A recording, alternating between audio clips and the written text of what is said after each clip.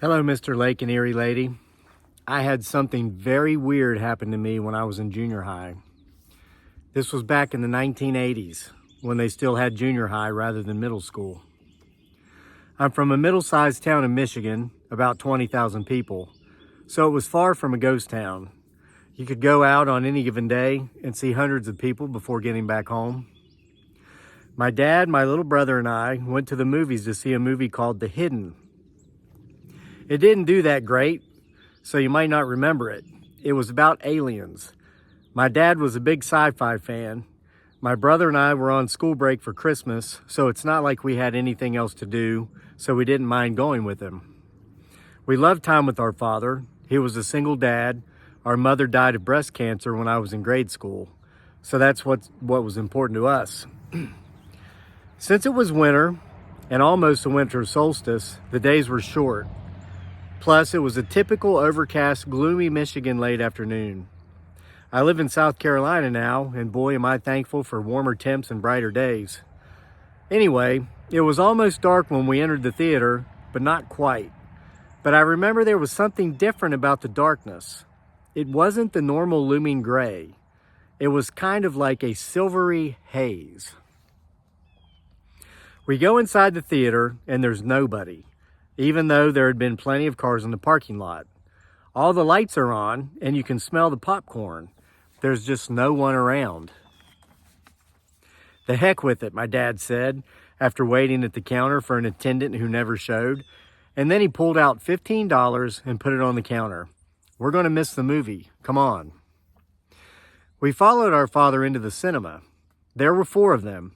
When we entered, the previews were playing, so the lights were out, but we could see the seats due to the light coming off the screen. We looked around, and there was no one in the theater.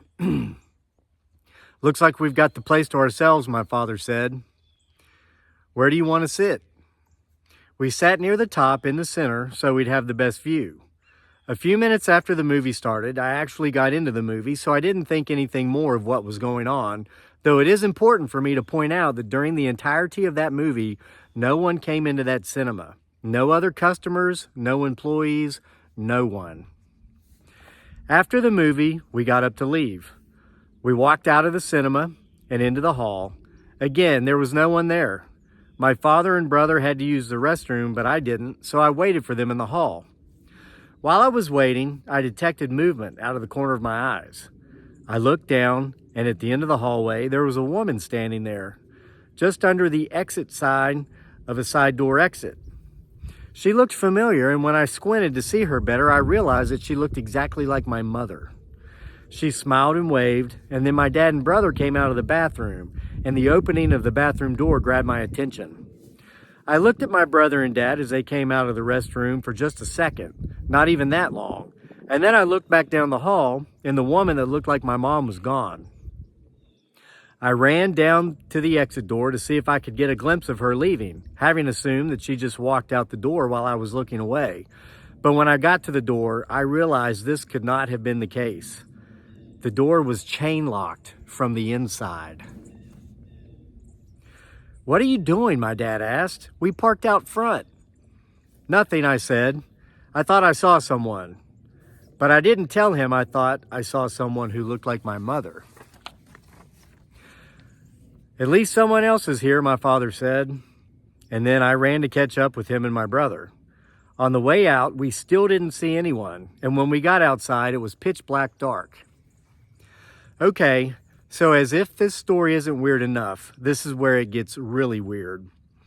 I'd all but pretty much forgotten about the incident, except for seeing the woman that looked like my mother, by the time school came back into session after the new year. When I went back to school, one of my friends, a girl named Amy, came up to me and said, "Hey, you unfriendly bitch." I was like, "What?" And she said, "You and your family sat right in front of me at the movies over the break, and you didn't even say hello when I waved at you." Mr. Lake, when she said this, I got a shot of adrenaline. At least that's what I thought it was. It felt like when you're sleeping and you dream that you're falling and then you wake up all of a sudden. "I didn't see you at the movies," I said. "I guess you didn't see me either," another girl, Krist, said, coming up to join us. "I saw you waiting outside the men's room on my way out. You must have been in a bitchy mood that day." Amy and Crystal took off down the hall on their way to class after that. They had said what they'd said, all in good fun, and they weren't actually mad at me, and they never brought it up again. I certainly didn't bring it up with them. That night, while having dinner with my dad and brother, my little brother said that one of his friends told him at school that he'd seen him at the movies. Dad said, "Huh? We must have missed him." And that was all there was to the discussion. I didn't tell them about what my friends had said to me. I have no way of explaining that experience, and I know it sounds so weird that it can't possibly even come across as believable, but on my mother's grave all these years later, I swear to God that this really happened, and this is without doubt the absolute strangest thing that has ever happened to me in my life. Jody Krist, Goose Creek, Carolina.